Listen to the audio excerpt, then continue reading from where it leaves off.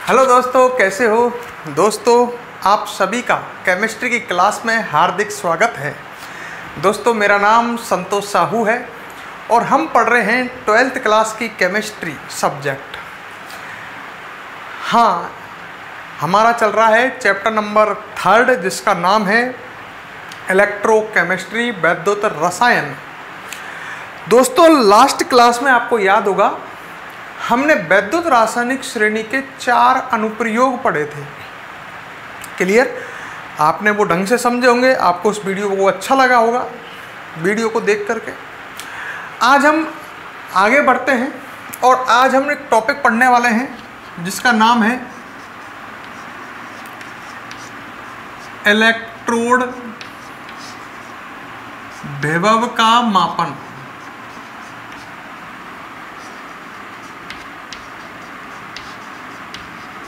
ठीक है, इलेक्ट्रोड विभव का मापन।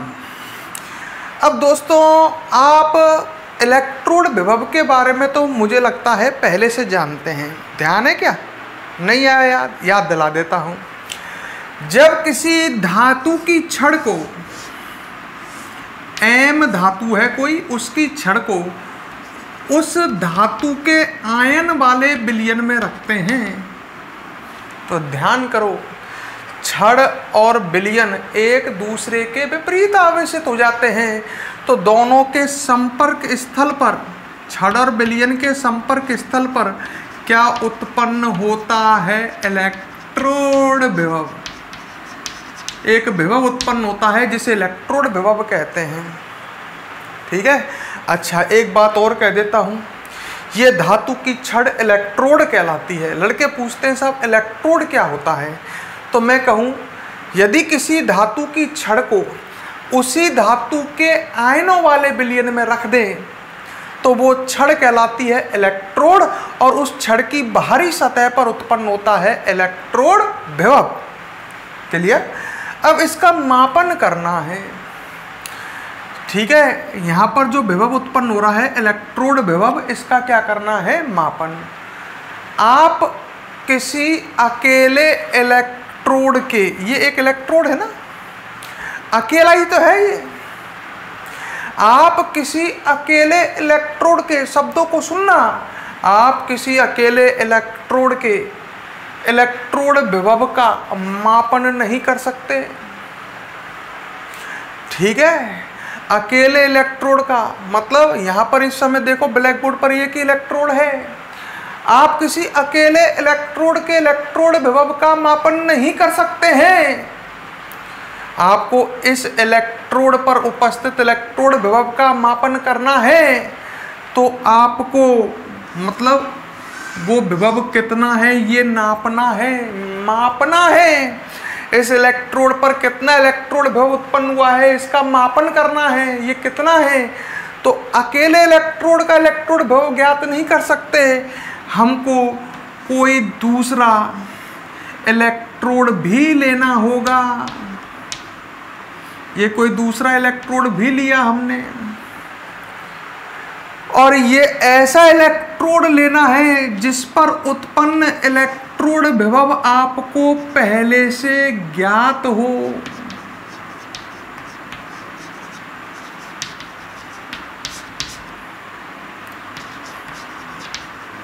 बात को सुन लेना।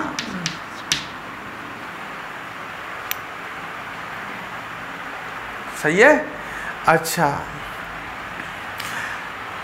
अब मेरी बात को सुनो, ढंग से समझो। किसी अकेले इलेक्ट्रोड का इलेक्ट्रोड विभव मापन संभव नहीं है। ठीक है, जिस इलेक्ट्रोड का इलेक्ट्रोड विभव ज्ञात करना है उस इलेक्ट्रोड को किसी अन्य ऐसे इलेक्ट्रोड से जोड़ते हैं। जोड़ेगा, छड़ें तार द्वारा, विलयन लवण सेतु द्वारा जोड़ दिया। तो किसी अकेले इलेक्ट्रोड का इलेक्ट्रोड विभव ज्ञात नहीं कर सकते। जिस इलेक्ट्रोड का इलेक्ट्रोड विभव ज्ञात करते हैं या ज्ञात करना है उसे किसी अन्य ऐसे इलेक्ट्रोड से जोड़ देते हैं जिसका विभव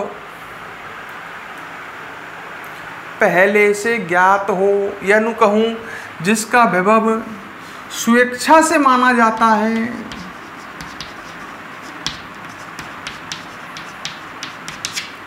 जिसका विभव स्वेच्छा से माना जाता है, अपनी इच्छा से इलेक्ट्रोड विभव, या यूं कहूं पहले से ज्ञात हो है। और जिस इलेक्ट्रोड का विभव स्वेच्छा से माना जाता है वो इलेक्ट्रोड कहलाता है संदर्भ इलेक्ट्रोड। अब मैं सिंपल भाषा में बोलता हूं, देखो कठिन कठिन बात करी मैंने, अब सिंपल कहूं। जिस इलेक्ट्रोड का विभव ज्ञात करना है ना, तो मैं जिस इलेक्ट्रोड का इलेक्ट्रोड विभव ज्ञात करना है उसे संदर्भ इलेक्ट्रोड से जोड़ देते हैं। जोड़ किससे देते हैं? छड़ तार द्वारा, विलयन लवण सेतु द्वारा। तो जिस इलेक्ट्रोड का इलेक्ट्रोड विभव ज्ञात करना है उस इलेक्ट्रोड को संदर्भ इलेक्ट्रोड से जोड़ देते हैं। बात है साहब, संदर्भ इलेक्ट्रोड क्या होता है? जिसका विभव स्वेच्छा से माना जाता है, जिसका इलेक्ट्रोड विभव स्वेच्छा से माना जाता है, ऐसे इलेक्ट्रोड से जोड़ देते हैं। सही है। और संदर्भ इलेक्ट्रोड के रूप में हम काम में लेते हैं मानक हाइड्रोजन इलेक्ट्रोड। ये जो इलेक्ट्रोड है मानक हाइड्रोजन इलेक्ट्रोड, ये एक संदर्भ इलेक्ट्रोड है जिसका इलेक्ट्रोड विभव स्वेच्छा से माना जाता है। इसका इलेक्ट्रोड विभव स्वेच्छा से 0 वोल्ट माना जाता है। क्लियर? लड़का कहता है तो साहब करना क्या जा रहे हो? मैं समझाऊंगा पर पॉइंट वाइज समझो, अभी धीरे धीरे समझो पूरे टॉपिक को। अब तक जितना समझा है इसको पहले गांठ बांधो, उसकी गांठ बांधो, उसको पैक करो अपने दिमाग में। मैंने कहा किसी अपने टॉपिक इलेक्ट्रोड विभव का मापन, मैंने किसी धातु की छड़ को उसी धातु आयन वाले विलयन में रखा तो यहाँ पर इलेक्ट्रोड विभव उत्पन्न हो गया। अब इस इलेक्ट्रोड पर उत्पन्न इलेक्ट्रोड विभव का मापन कैसे करेंगे? मैंने कहा इस इलेक्ट्रोड का इलेक्ट्रोड विभव मापन करने के लिए इसे किसी अन्य संदर्भ इलेक्ट्रोड से जोड़ेंगे। संदर्भ इलेक्ट्रोड समझ गए? ऐसा इलेक्ट्रोड जिसका विभव स्वेच्छा से माना हमने। जैसे ये हाइड्रोजन इलेक्ट्रोड एक संदर्भ इलेक्ट्रोड है जिसका विभव स्वेच्छा से कितना माना जाता है? 0 वोल्ट। तो इस इलेक्ट्रोड को संदर्भ इलेक्ट्रोड से जोड़ देते हैं। सबसे पहले तो ये काम करते हैं। सही है। तो यहाँ तक क्लियर कर लो। मैंने कहा यहाँ किसी धातु की छड़ को उसी धातु आयनों वाले विलयन में रखा, आपको ये तो पता है यहाँ पर इलेक्ट्रोड विभव उत्पन्न होगा, पर तुम्हारे पास कोई ऐसा उपकरण नहीं है जो ये इलेक्ट्रोड विभव को नाप ले, इसका मापन कर ले। तो आपको करना क्या है? इस इलेक्ट्रोड को किसी अन्य ऐसे इलेक्ट्रोड से जोड़ना है जिसका विभव स्वेच्छा से माना जाता है। और जिस इलेक्ट्रोड का विभव स्वेच्छा से माना जाता है, अपनी इच्छा से माना जाता है, वो कहलाता है संदर्भ रेफरेंस इलेक्ट्रोड। और संदर्भ इलेक्ट्रोड के रूप में हम किसे काम में लेते हैं? मानक हाइड्रोजन इलेक्ट्रोड। तो पहले यहाँ तक क्लियर करो, फिर आगे टुकड़ों में समझोगे हर बात को। टॉपिक ऐसे नहीं है तुम सोच रहे हो एक बार पढ़ा और समझ में, पूरा पढ़ोगे बहुत मज़ेदार बड़े ढंग से समझ में आएगा, पर पूरा पढ़ना होगा। तो हेडिंग डालो पहले इलेक्ट्रोड विभव का मापन। इलेक्ट्रोड विभव का मापन डाल दिया। और अब लिखो, इसमें लिखो किसी, जो मैंने बोला है वो ही लिखा रहा हूं, कोई नई चीज नहीं। तो लिखते चलो। लिखो किसी अकेले इलेक्ट्रोड, किसी अकेले इलेक्ट्रोड का इलेक्ट्रोड विभव मापन संभव नहीं है। किसी अकेले इलेक्ट्रोड का इलेक्ट्रोड विभव मापन संभव नहीं है।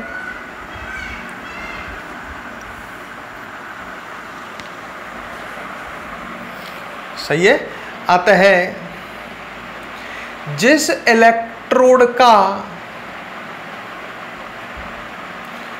जिस इलेक्ट्रोड का इलेक्ट्रोड विभव मापन करना है, अतः जिस इलेक्ट्रोड का इलेक्ट्रोड विभव मापन करना है, कॉमा, उस इलेक्ट्रोड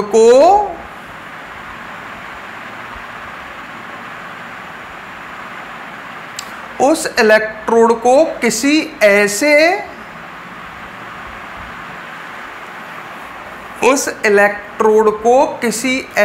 इलेक्ट्रोड से जोड़ा जाता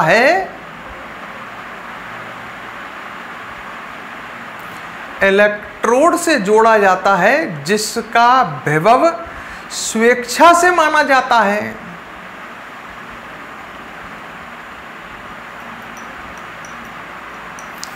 जिसका विभव स्वेच्छा से माना जाता है, अपनी इच्छा से माना जाता है, यानी लिख लो जिसका इलेक्ट्रोड विभव स्वेच्छा से माना जाता है।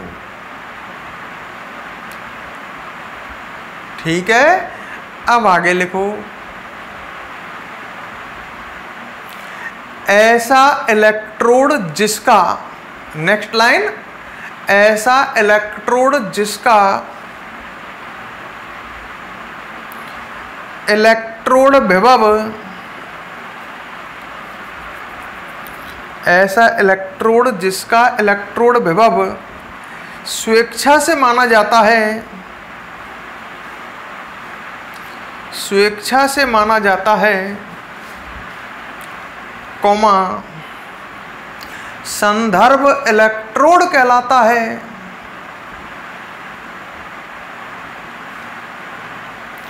संदर्भ इलेक्ट्रोड कहलाता है।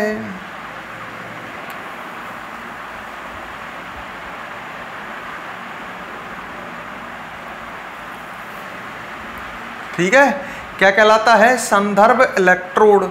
टॉपिक को पूरा पढ़ो, अभी स्टार्ट किया है, आपको हर चीज समझ में आएगी। संदर्भ इलेक्ट्रोड कहलाता है, लिख लिया, आगे लिखो। संदर्भ इलेक्ट्रोड के रूप में मानक हाइड्रोजन इलेक्ट्रोड प्रयुक्त करते हैं।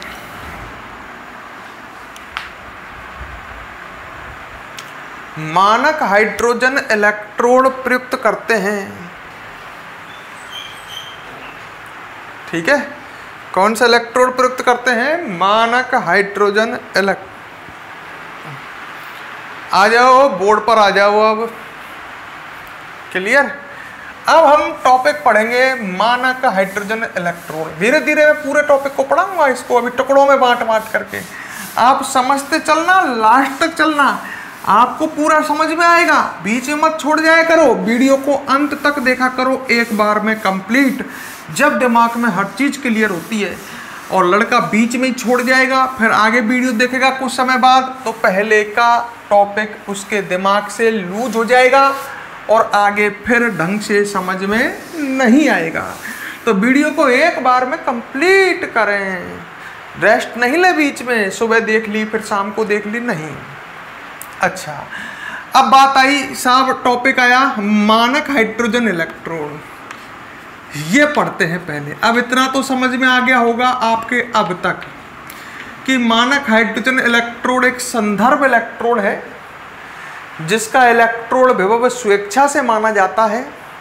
सही है। और मानक हाइड्रोजन इलेक्ट्रोड की सहायता से किसी अन्य इलेक्ट्रोड का इलेक्ट्रोड विभव मापा जाता है। मैंने ये तो पढ़ाया था, किसी इलेक्ट्रोड का इलेक्ट्रोड विभव मापन करने के लिए उसे किससे जोड़ते हैं? मानक हाइड्रोजन इलेक्ट्रोड से। तो मानक हाइड्रोजन इलेक्ट्रोड की सहायता से किसी इलेक्ट्रोड का इलेक्ट्रोड विभव मापन किया जाता है। हर चीज को समझो। मानक hydrogen electrode,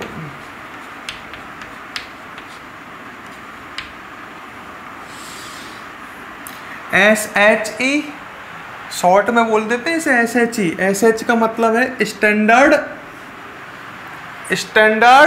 S hydrogen, H electrode, E SHE।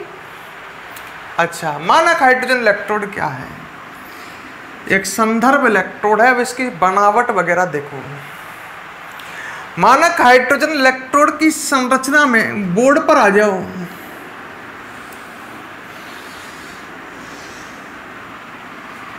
ठीक है। मानक हाइड्रोजन इलेक्ट्रोड की संरचना में, लो भाई, ये मानक हाइड्रोजन इलेक्ट्रोड बना रहे हैं अपन। इसकी संरचना में ढंग से देखो, एक मोलरता का, या नु कहूं एक मोलर सांद्रता का HCl का विलयन भरा होता है। मतलब मैं सिंपल कहूं तो मानक हाइड्रोजन इलेक्ट्रोड में HCl का विलयन भर रहा है जिसकी सांद्रता है 1 m, मतलब जिसकी मोलरता है 1। सही है। तो 1 मोलर सांद्रता का HCl का विलयन भरा होता है। अच्छा, अब देखो इसमें एक ढंग से देखना, ये प्लेटिनम का टुकड़ा है जो प्लेटिनम ब्लैक से लेपित है। ठीक है, मैं लिखता चलता हूं, आपको समझ में आता चले। ये प्लेटिनम ब्लैक से लेपित प्लेटिनम का टुकड़ा है, प्लेटिनम धातु का टुकड़ा है, प्लेटिनम धातु का टुकड़ा है। ठीक है, और उस पर प्लेटिनम ब्लैक की लेयर छड़ी हुई है। मतलब उस पर किसका लेप छड़ रहा है? Platinum black. प्लेटिनम ब्लैक का मतलब है अशुद्ध प्लेटिनम। तो प्लेटिनम का एक टुकड़ा है और उस पर अशुद्ध प्लेटिनम की परत छड़ी हुई है, आपको याद रखना। चलिए, तो ये प्लेटिनम ब्लैक से लेपित प्लेटिनम का टुकड़ा है और ये टुकड़ा एक तार, इस तार को इधर घुमा देता हूं, ये एक तार की सहायता से इसमें लटका हुआ है, इस विलयन में। सही है। अच्छा, ये तार जो है, ये तार एक कांच की नली में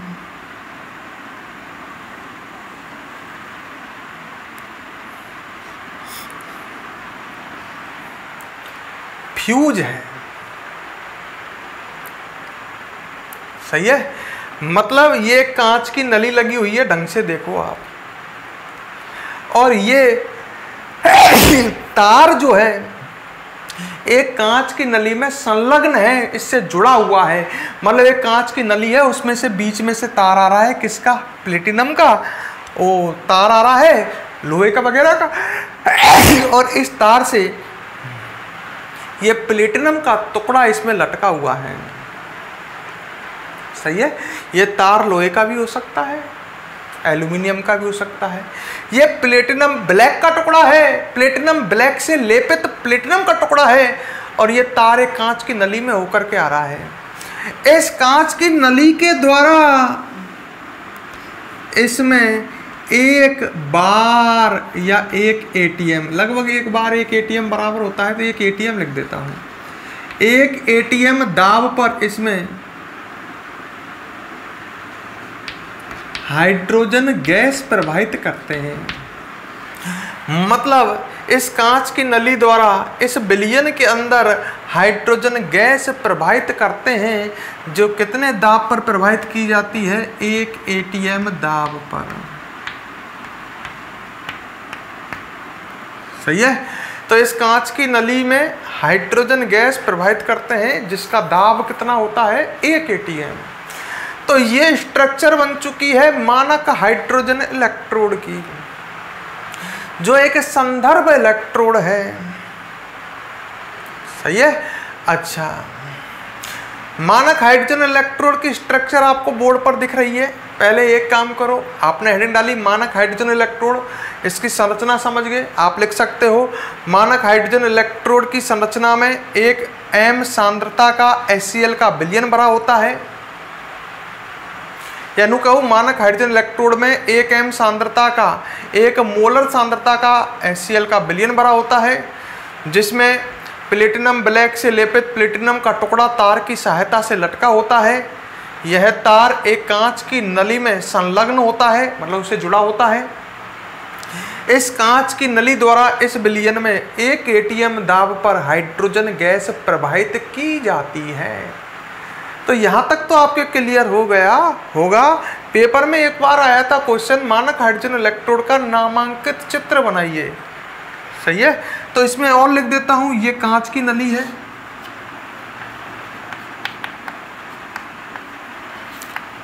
नामांकित चित्र बनाइए। इस तरह से पेपर में क्वेश्चन आया था। क्लियर? तो अब मेरी बात को आप लिखो पहले, फिर मैं समझाऊंगा धीरे धीरे। अभी तो बनावट देखी आपने कि होता कैसा है। तो नीचे एक लाइन छोड़ करके हेडिंग डालो, मानक हाइड्रोजन इलेक्ट्रोड। मानक हाइड्रोजन इलेक्ट्रोड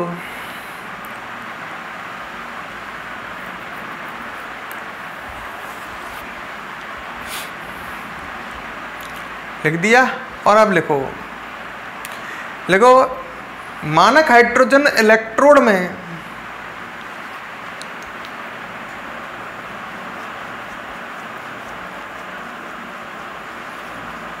मानक हाइड्रोजन इलेक्ट्रोड में 1 मोलर सांद्रता का, 1 मोलर सांद्रता मतलब मोलरता का, समझ गए? 1 मोलर सांद्रता का HCl का विलयन भरा होता है। HCl का विलयन भरा होता है।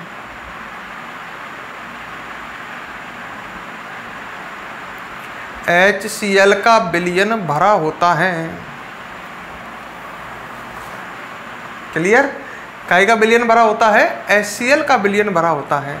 अब आगे लिखो इस विलयन में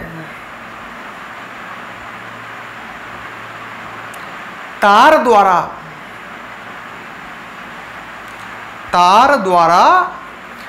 प्लेटिनम ब्लैक से लेपित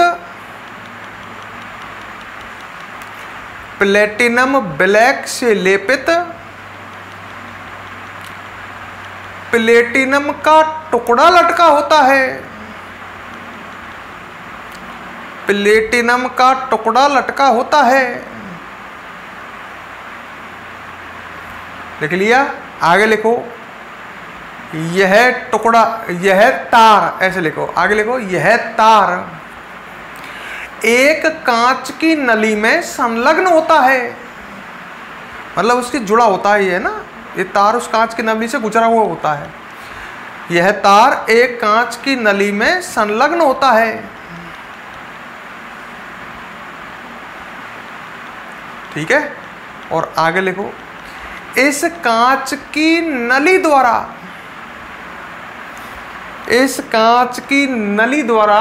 HCl के विलयन में, इस कांच की नली द्वारा HCl के विलयन में 1 atm दाब पर हाइड्रोजन गैस प्रवाहित की जाती है।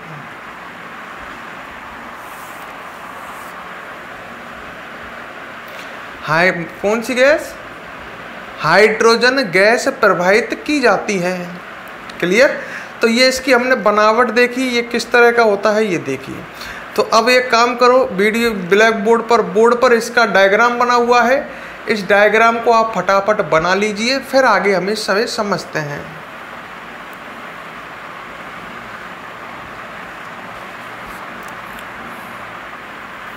फटाफट डायग्राम बनाइए, फिर आगे समझते हैं। पोज कर लो, पोज।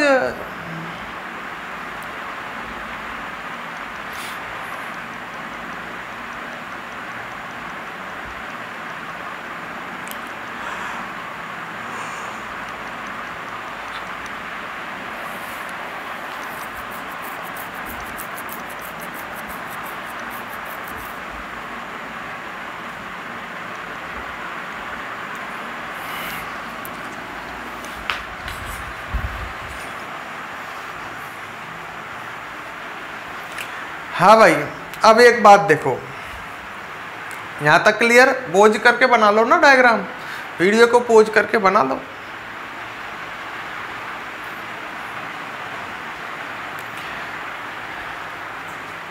अब मेरी बात सुनो, पीछे बना लेना, वीडियो को वापस देख लेना, एक बार पीछे बना लेना, अब आगे समझो, डायग्राम पीछे बना लेना वापस रिवाइंड करके। अब मेरी बात सुनो, अब रिवाइंड करके बना लियो, अब आगे देखो। हाँ, मानक हाइड्रोजन इलेक्ट्रोड को आप इधर देखो, ये कोई एम धातु की छड़ है, ठीक है, और ये M+N आयनों वाले विलयन में रखी हुई है, और इस इलेक्ट्रोड पर जो इलेक्ट्रोड विभव उत्पन्न हुआ उसका आपको मापन करना है। तो थोड़ी देर पहले मैं क्या बता रहा था, इससे जस्ट पहले वाले टॉपिक में इलेक्ट्रोड विभव का मापन। अब इस इलेक्ट्रोड के इलेक्ट्रोड विभव का मापन करना है तो इसे किससे जोड़ देंगे, मानक हाइड्रोजन इलेक्ट्रोड से तार द्वारा, और बीच में इन दोनों के बीच में यहां क्या लगा देंगे, लवण सेतु। मेरी बात समझ जाओ मैं क्या कहना चाह रहा हूं आपसे दोस्तों। मानक हाइड्रोजन इलेक्ट्रोड को किसी ऐसे इलेक्ट्रोड से जोड़ दिया जिसका इलेक्ट्रोड विभव मापन करना है। क्लियर। अब एक बात सुनो, ये एक वैद्युत रासायनिक सेल बन गया। हाँ साहब बन गया। कैसे बन गया, 2 विलयन हो गए, 2 छड़ हो गई, छड़ नहीं यहाँ पर तार है पर एक तरह से कह सकता हूँ 2 छड़ हो गई, 2 इलेक्ट्रोड हो गए, एक इलेक्ट्रोड ये हो गया हाइड्रोजन इलेक्ट्रोड और एक ये हो गया अज्ञात इलेक्ट्रोड जिसका विभव हमें ज्ञात करना है। तो जैसे ही सेल बना, मेरी बात सुनो, मानक हाइड्रोजन इलेक्ट्रोड एनोड का कार्य भी कर सकता है और कैथोड का भी। सही है, तो बात को आगे समझना, मिटा रहा हूँ वापस मैं ही जा रहा हूँ। मानक हाइड्रोजन इलेक्ट्रोड एनोड का कार्य भी कर सकता है। जब मानक हाइड्रोजन इलेक्ट्रोड को किसी अन्य इलेक्ट्रोड से जोड़ेंगे तो ये एनोड का काम भी कर सकता है और ये कैथोड का भी कार्य कर सकता है। सही है, दोनों बन सकता है। जरूरत पड़ने पर ये एनोड भी बन सकता है और जरूरत पड़ने पर ये कैथोड भी बन सकता है। अगर ये कैथोड बना तो कैथोड के रूप में अभिक्रिया, या ज्यादा कहूं अर्धशैल अभिक्रिया, इसका मतलब समझ जाओ। मतलब ये जब कैथोड बनेगा तो आधा शैल ही तो होगा, है? तो कैथोड के रूप में इसकी अभिक्रिया क्या होगी कि यह कैथोड बनेगा, तो लड़का समझ गया तुरंत। जब कैथोड बनेगा तो या में अपचयन की अभिक्रिया चलेगी। मैन की कैसे, देखो साहब, विलयन में H+ आयन है, मैन की बिल्कुल सही, सही है, H+ आयन है, ये इलेक्ट्रॉन ग्रहण करेंगे। मैंने कहा यार बात तो सही है, HCl का विलयन है तो विलयन में H+ आयन है, सही है। मैंने ये इलेक्ट्रॉन कहाँ से ग्रहण करेंगे, लड़का कह रहा है भाई जब ये कैथोड का काम करेगा तो दूसरा इलेक्ट्रोड एनोड का काम करेगा, तो एनोड से इलेक्ट्रॉन आएंगे कि नहीं आएंगे, आएंगे। मैंने कहा भाई जब ये कैथोड का काम करेगा तो एनोड पर ऑक्सीकरण की अभिक्रिया चलेगी। एनोड से जब ध्यान करो डैनियल सेल, एनोड पर जब ऑक्सीकरण की अभिक्रिया चलेगी तो वहां से इलेक्ट्रॉन यहाँ आएंगे, यहाँ से प्लेटिनम के इस पर टुकड़े पर पहुंचेंगे, H+ आयन विलयन के जाएंगे, उन इलेक्ट्रॉनों को ग्रहण करेंगे और ग्रहण करके वो दोस्तों क्या बनाएंगे, हाइड्रोजन गैस। तो देखो ये अपचयन की अभिक्रिया है या नहीं है। जब ये कैथोड का काम करेगा तो इस पर अभिक्रिया काई की चलेगी, अपचयन की। अपचयन की नहीं है, हाइड्रोजन का ऑक्सीकरण अंक +1 से 0 हो रहा है, समान परमाणु 0 प्रत्येक का, ऑक्सीकरण अंक में कमी मतलब अपचयन की अभिक्रिया। सही है। फिर मैंने कहा तो साहब एनोड को काम भी कर सके, मैंने की कर सके भाई, तो एनोड के रूप में अर्धशैल अभिक्रिया,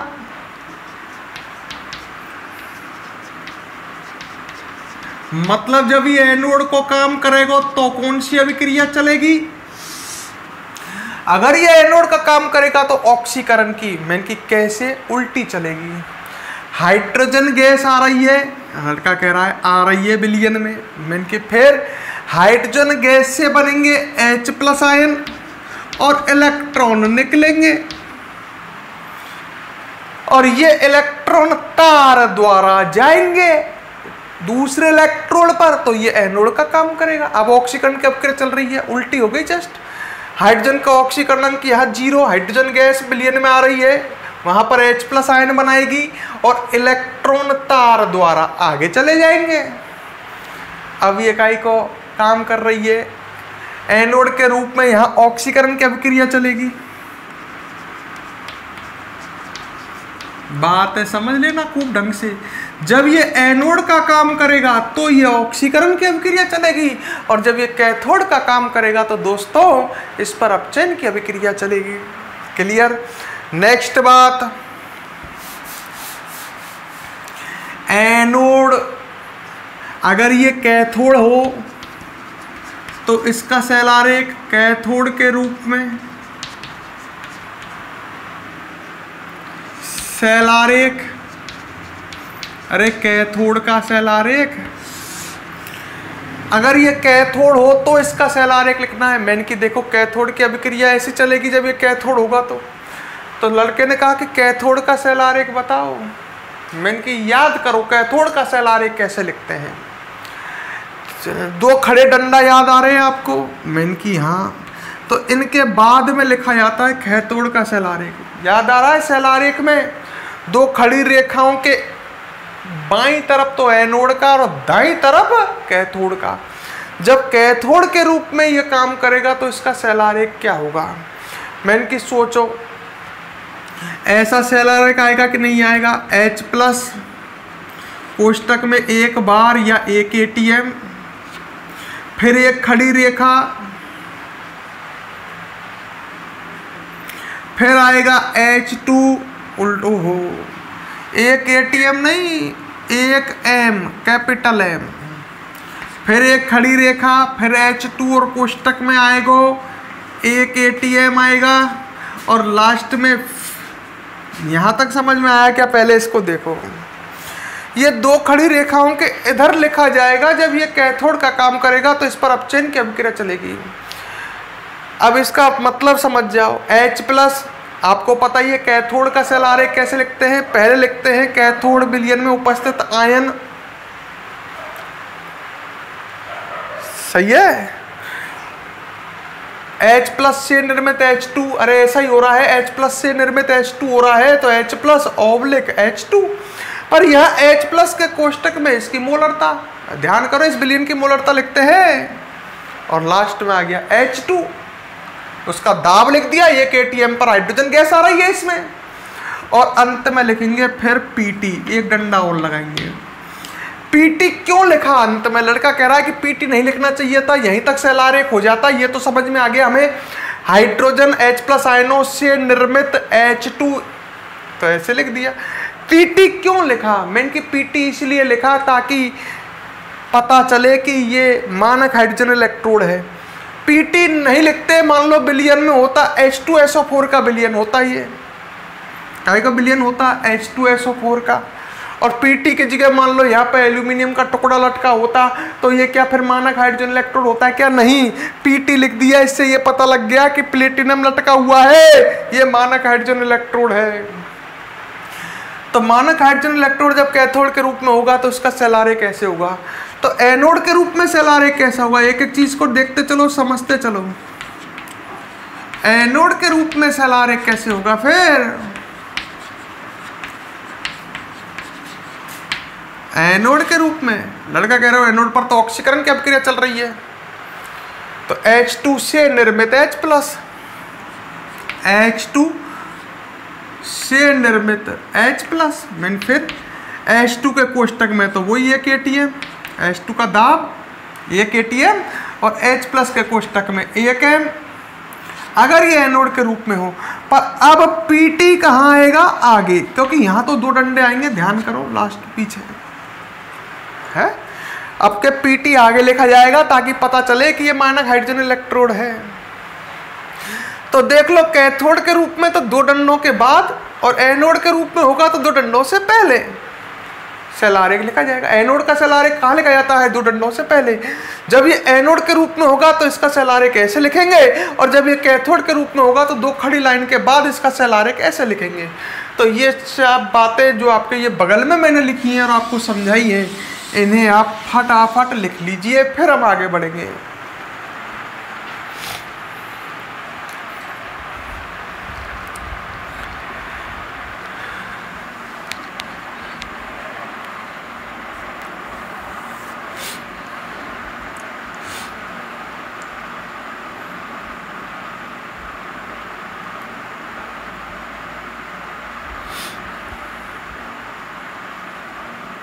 फटाफट नोट करें।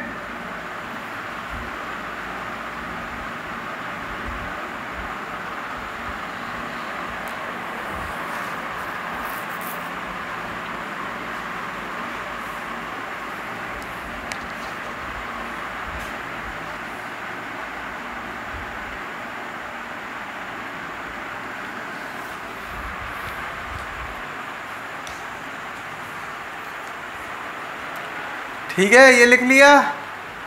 अच्छा, अब आ जाओ आगे।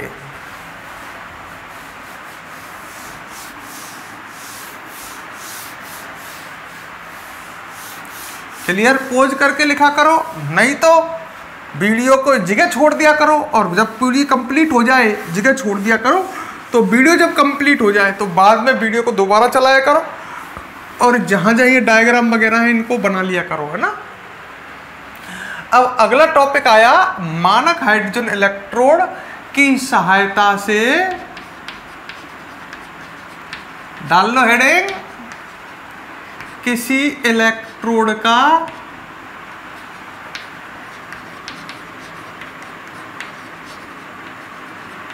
इलेक्ट्रोड विभव मापन।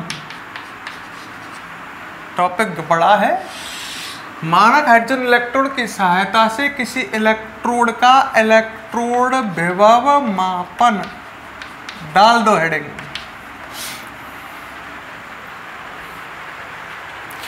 मानक हाइड्रोजन इलेक्ट्रोड आपको ब्लैक बोर्ड पर दिख रहा है। इसकी सहायता से, यही टॉपिक चल रहा था अपन को, ध्यान करो। मैंने कहा था किसी इलेक्ट्रोड का इलेक्ट्रोड विभव ज्ञात करने के लिए मानक हाइड्रोजन इलेक्ट्रोड की हेल्प लेते हैं। तो अपना टॉपिक बन गया मानक हाइड्रोजन इलेक्ट्रोड की सहायता से किसी इलेक्ट्रोड का इलेक्ट्रोड विभव मापन। क्लियर? तो अब इसे समझते हैं। देखो, जिस इलेक्ट्रोड का, मान लो आपके पास ये इलेक्ट्रोड है, ढंग से देखना, ये कोई M धातु का इलेक्ट्रोड है और विलयन में M+N आयन है, और इसकी बाहरी सतह पर जो इलेक्ट्रोड विभव उत्पन्न हुआ है इस M धातु की छड़ की बाहरी सतह पर, वो हमें ज्ञात करना है। तो इसको तार द्वारा किससे जोड़ेंगे? मानक हाइड्रोजन इलेक्ट्रोड से। और मानक हाइड्रोजन इलेक्ट्रोड से जोड़ करके और विलयनों को किससे जोड़ देंगे? लवण सेतु से, एक U आकार की नली से। और इसको आप जैसे ही जोड़ोगे आपके पास एक वैद्युत रासायनिक सेल का क्या हो चुका है? निर्माण। तो सर्वप्रथम हम क्या करेंगे? सर्वप्रथम मानक हाइड्रोजन इलेक्ट्रोड का किसी अन्य इलेक्ट्रोड के साथ वैद्युत रासायनिक सेल का निर्माण करते हैं। कर लिया? अच्छा, फिर क्या करना है आपको? अब आपके पास एक उपकरण है विभव मापी। कौन सा उपकरण? विभव मापी। फिजिक्स में पढ़ोगे बहुत डिटेल में, एक लंबी सी होती है प्लेट सी विभव मापी, 1 मीटर का उसमें तार लगा होता है।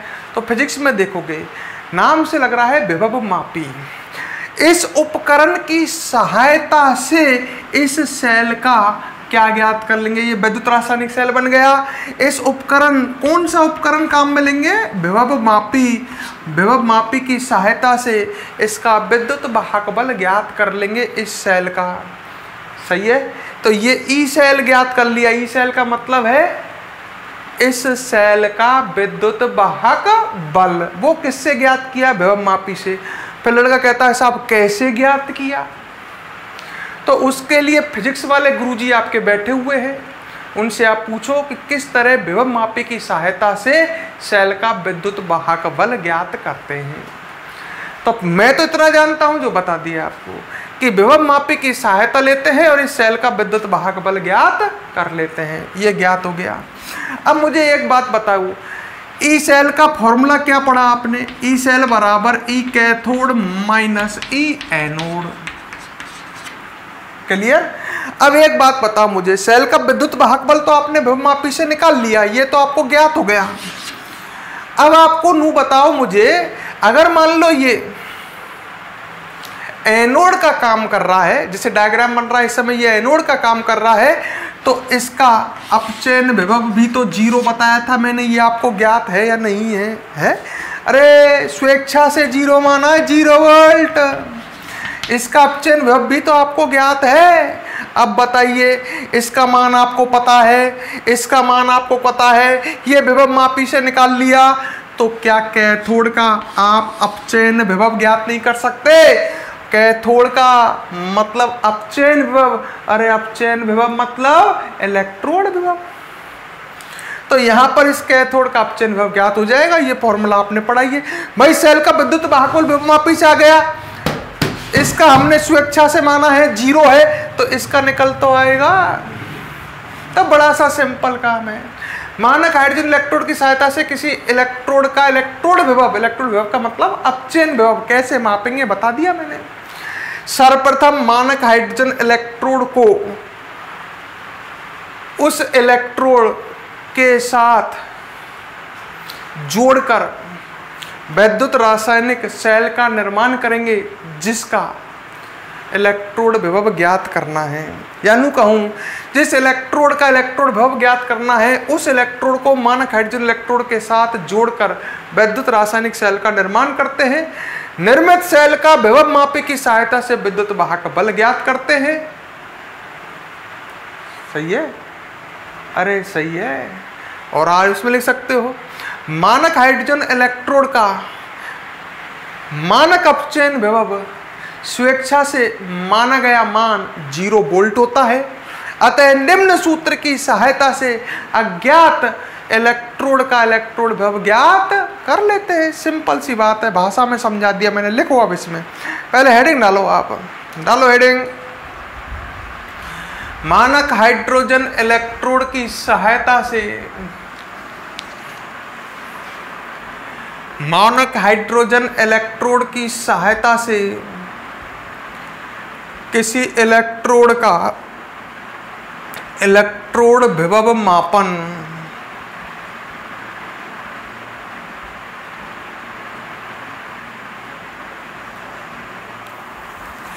ब्लैक बोर्ड पर लिख रही है हेडिंग, फटाफट लिख लो। मानक हाइड्रोजन इलेक्ट्रोड की सहायता से किसी इलेक्ट्रोड का इलेक्ट्रोड विभव मापन। वीडियो पूरी देखना, जब ढंग से समझ में आएगा आपको। आधा अधूरा काम नहीं करें। डाल दी हेडिंग। अब लिखो इसमें, लिखो जिस इलेक्ट्रोड का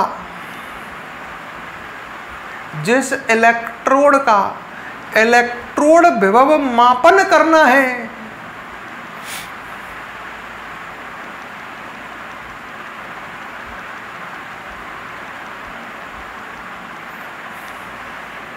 जिस इलेक्ट्रोड का इलेक्ट्रोड विभव मापन करना है, कॉमा उस इलेक्ट्रोड को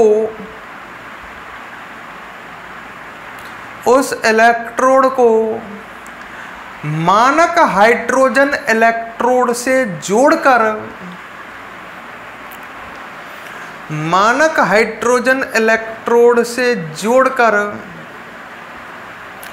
वैद्युत रासायनिक सेल का निर्माण करते हैं। जोड़कर वैद्युत रासायनिक सेल का निर्माण करते हैं। लिख लिया? आगे लिखो, वैद्युत रासायनिक सेल का निर्माण करते हैं। आगे लिखो, निर्मित सेल का विभव मापी की सहायता से, निर्मित सेल का विभव मापी की सहायता से विद्युत वाहक बल ज्ञात कर लेते हैं प्रैक्टिकली। ठीक है? या सेल का क्या ज्ञात कर लेते हैं प्रैक्टिकली? विभव किसकी सहायता से? विभव मापी की सहायता से। लिख लो, निर्मित सेल का विभव मापी की सहायता से विद्युत वाहक बल ज्ञात कर लेते हैं। सही है? आगे लिखो, मानक हाइड्रोजन इलेक्ट्रोड का अपचयन विभव या मानक अपचयन विभव, मानक हाइड्रोजन इलेक्ट्रोड का मानक अपचयन विभव पहले से ज्ञात 0 वोल्ट है। अरे मन से माना गया है, ये पहले से ज्ञात 0 वोल्ट है।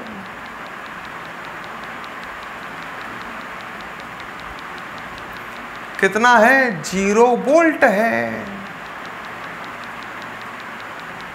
क्लियर? पहले से ज्ञात है कितना, 0 वोल्ट है। क्लियर? अच्छा, अब आगे लिखो, इसमें पहले से ज्ञात है 0 वोल्ट है, और आगे लिख लो, निम्न सूत्र की सहायता से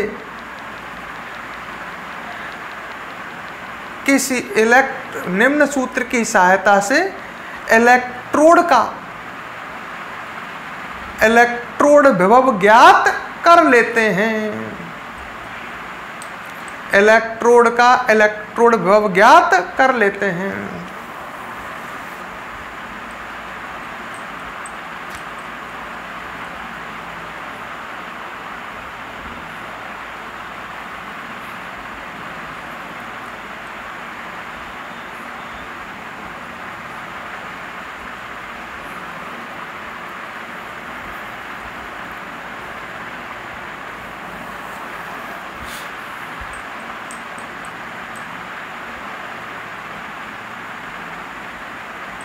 क्लियर? इससे फॉर्मूले लिख लो, ई सेल बराबर E cathode minus E anode. इस फॉर्मूले को लिखना केवल, जो मैं बोल रहा हूं, इस 0 मैंने लिख रखी है, इसको मत लिखना, केवल फॉर्मूला लिखो, ई सेल बराबर E cathode minus E anode.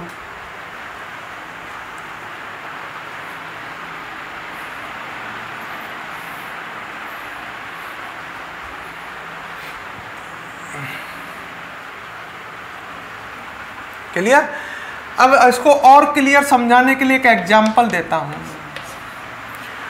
मानक हाइड्रोजन इलेक्ट्रोड की सहायता से जिंक इलेक्ट्रोड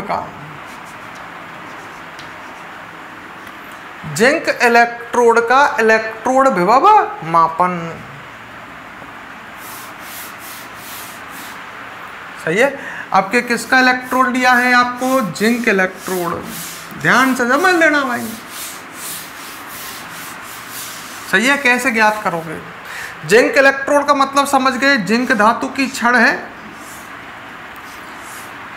और जिंक धातु की छड़ है Zn+2 आयनों वाले विलयन में रखी है।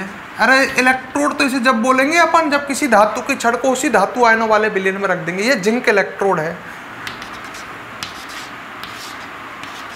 सही है? अच्छा, इस जिंक इलेक्ट्रोड का आपको क्या नापना है, इलेक्ट्रोड विभव, अपचयन विभव ज्ञात करना है। तो इसको किससे जोड़ोगे भाई, मानक हाइड्रोजन इलेक्ट्रोड से। शॉर्ट में बना देता हूँ, समझदार समझ गए होंगे। मानक हाइड्रोजन इलेक्ट्रोड से इसे जोड़ देंगे। ये मानक हाइड्रोजन इलेक्ट्रोड है, इसको तार से जोड़ दिया। सही है? और यहाँ पर एक वही लवण सेतु लगा दिया। अभी लवण सेतु पर भी चर्चा करेंगे अपन पर कल की वीडियो में। ठीक है? कई लड़के मुझसे लवण सेतु की चर्चा करना चाहते हैं। ठीक है भाई, ये जोड़ दिया। अब ये सेल बन चुका है। इस सेल में का विद्युत वाहक बल हमने ज्ञात कर लिया, ई सेल, और वो मान लेते हैं कुछ भी, चलो मान लेते हैं 0.76 वोल्ट प्राप्त हुआ। माना 0.76 वोल्ट इसका हमें विद्युत वाहक बल प्राप्त हुआ। अब एक बात सुनो, अब मुझे एक बात बताओ, ढंग से सुनना। किसी वैद्युत रासायनिक सेल में जो धातु, एक तो है इसमें जिंक और एक हाइड्रोजन। वैद्युत रासायनिक सेल में देखो, जिंक इलेक्ट्रोड है और ये हाइड्रोजन इलेक्ट्रोड है। वैद्युत रासायनिक श्रेणी में जिंक ऊपर है और ऊपर है जो धातु एनोड का काम करती है, और हाइड्रोजन नीचे है तो ये कैथोड का काम करेगा। हाँ, अगर मैं इसमें जिंक की जगह कॉपर इलेक्ट्रोड लेता तो कॉपर नीचे होता, तो हाइड्रोजन का एनोड बनता और कॉपर का कैथोड। ऐसा क्यों? ऐसा क्यों? मैंने कहा एक जिंक इलेक्ट्रोड और एक हाइड्रोजन इलेक्ट्रोड। मैं यही तो कह रहा हूं, जो हाइड्रोजन इलेक्ट्रोड है ये कैथोड का काम करेगा। ऐसा लड़का कहता है क्यों? मैंने कहा था आपको सेल का विद्युत वाहक बल धनात्मक आता है नॉर्मली, एक विशेष परिस्थिति में ऋणात्मक आता है, नहीं तो नॉर्मली कैसा आता है, धनात्मक। और सेल का विद्युत वाहक बल धनात्मक कब आएगा? अब देख लो। अब इस सेल का विद्युत वाहक बल धनात्मक आएगा, एनोड ये, कैथोड ये। हाइड्रोजन का मानक अपचयन है, ध्यान करो वैद्युत रासायनिक श्रेणी में नीचे है, हाइड्रोजन का ज्यादा आएगा, जिंक का कम आएगा। अरे सेल का विद्युत वाहक बल पॉजिटिव है 0.76, माना 0.76 धनात्मक। तो खुद ही सोच लो, जिंक एनोड और हाइड्रोजन कैथोड, क्योंकि सेल का विद्युत वाहक बल कैसे निकालोगे, ज्यादा में से कम घटाओगे ना, हाइड्रोजन के में से ही तो जिंक का घटेगा। अरे सिंपल कह दूं यार, ऊपर वाले का एनोड बनेगा, नीचे वाले का कैथोड बनेगा। अच्छा तो बना लिया। जिंक इलेक्ट्रोड का अपन ने मानक हाइड्रोजन इलेक्ट्रोड के साथ सेल निर्मित कर लिया, और इस सेल में जिंक इलेक्ट्रोड एनोड का कार्य करता है, और ये किसका काम करता है, मानक हाइड्रोजन इलेक्ट्रोड कैथोड का काम करता है। क्लियर। और ये सूत्र लगा दोगे अब आप बड़ी इजीली, ई सेल बराबर E cathode minus E anode है। ई सेल का मान कितना दिया है, सेल का विद्युत वाहक बल हाँ कितना आया 0.76। अच्छा ई कैथोड, कैथोड का काम कौन कर रहा है, मानक हाइड्रोजन इलेक्ट्रोड। हाइड्रोजन से ऊपर है जिंक, जो ऊपर होती है वो एनोड का काम करती है, एनोड पर ऑक्सीकरण की अभिक्रिया चलती है, ऊपर वाली अभी जिंक है ऊपर, एनोड का काम करेगा 0.76। अच्छा एनोड कैथोड का काम ये कर रहा है क्या, ई अपचयन लिखना हूँ, यहाँ अभिक्रिया ऐसी चलेगी H+ से निर्मित H2, मैंने ऐसे लिखा है, इसका मतलब समझाओ, ये कैथोड का अपचयन विभव है, H+ से निर्मित H2। अरे यार इसकी ये कैथोड का काम करेगा गधो, तो इस पर अभिक्रिया ये तो चलेगी H+ से निर्मित H2 अपचयन की, और ये एनोड Zn+2/Zn। बेटा मैं ये आप ढंग से क्लियर कर लेना मैं क्या कर रहा हूँ। लड़का कह रहा है यहाँ पर तो आना चाहिए Zn/Zn+2 ऐसा आना चाहिए, मैंने कहा अपचयन विभव है तो यहाँ अपचयन ही लिखना है, ई एनोड, एनोड का अपचयन विभव, तो Zn+2/Zn आएगा, से निर्मित Zn।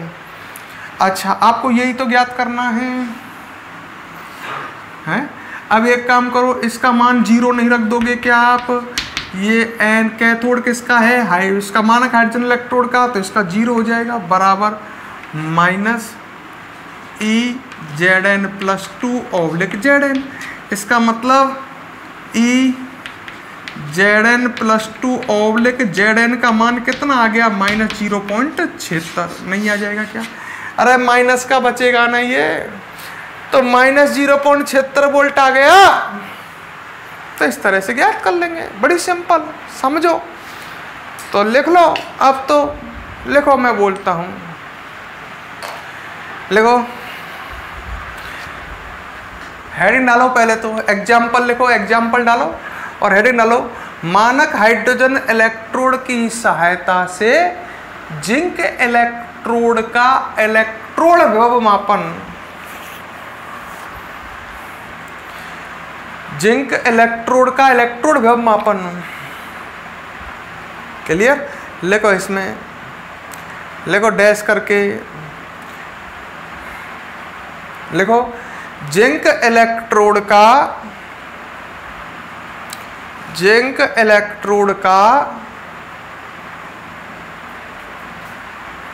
मानक हाइड्रोजन इलेक्ट्रोड के साथ, अरे भाषा में बोल रहा हूं ना, जिंक इलेक्ट्रोड का मानक हाइड्रोजन इलेक्ट्रोड के साथ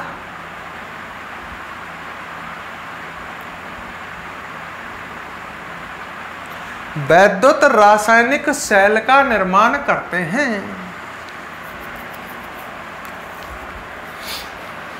वैद्युत रासायनिक सेल का निर्माण करते हैं। आगे लिखो, इस सेल का विभव मापी की सहायता से,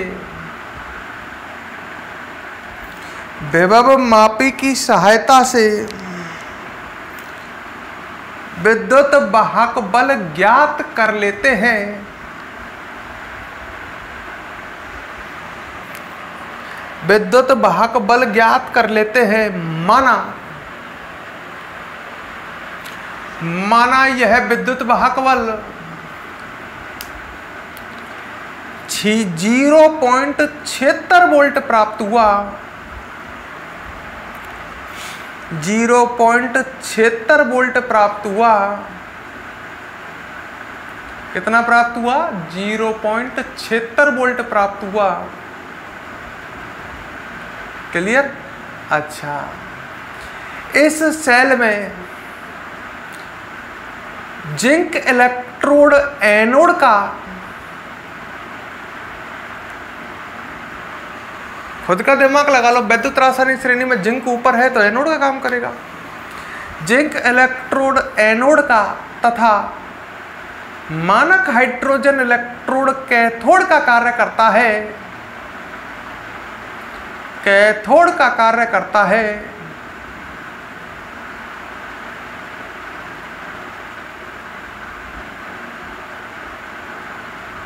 आगे लिखो, निम्न सूत्र की सहायता से, निम्न सूत्र की सहायता से जिंक इलेक्ट्रोड का इलेक्ट्रोड विभव ज्ञात कर लेते हैं। इलेक्ट्रोड विभव ज्ञात कर लेते हैं जो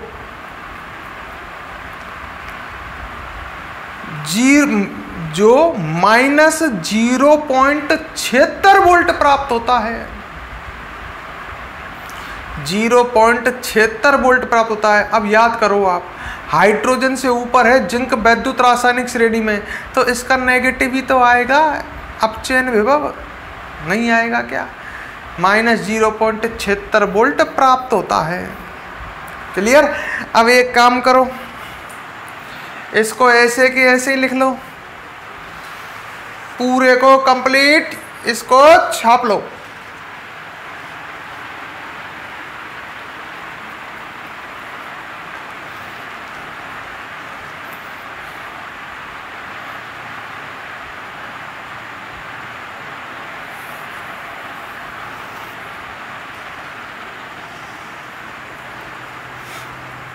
तो आप समझ गए होंगे, पोज करके लिख लो यार। आप समझ गए होंगे मानक हाइड्रोजन इलेक्ट्रोड की सहायता से इजीली किसी भी इलेक्ट्रोड का इलेक्ट्रोड विभव ज्ञात कर सकते हैं। मान लो ये कॉपर इलेक्ट्रोड होता, तो अब हाइड्रोजन से नीचे है वैद्युत रासायनिक श्रेणी में कॉपर, अब ये इसका काम करता, कॉपर इलेक्ट्रोड तो कैथोड का, पर मानक हाइड्रोजन इलेक्ट्रोड किसका काम करता? हाइड्रोजन ऊपर है, कॉपर नीचे है। हाइड्रोजन मतलब मानक हाइड्रोजन इलेक्ट्रोड एनोड का काम करता, उस समय ये एनोड का काम करता, यहाँ 0 आता। सही है क्या? और सेल का विद्युत वाहक बल ज्ञात कर ही लेते विभव मापी से। एनोड का काम मानक हाइड्रोजन इलेक्ट्रोड करता, उसका 0 आता, तो ई कैथोड बराबर ई सेल आता, और सेल का विद्युत वाहक बल पॉजिटिव आता है तो कैथोड का अपचयन विभव भी पॉजिटिव ही आता। सही है? तो अपनी बुद्धि लगा लो यार। क्लियर? अब एक काम रह गया है, आप भूल गए हो क्या? वीडियो को लाइक करना और वीडियो पर एक शानदार सा कमेंट करना। ठीक है? अब हम आपसे विदा लेंगे। नेक्स्ट क्लास में आपके साथ आपके सम्मुख दोबारा प्रेजेंट होंगे एक नए टॉपिक के साथ। ठीक है दोस्तों, विदा चाहते हैं। नेक्स्ट क्लास में आपसे फिर मिलेंगे।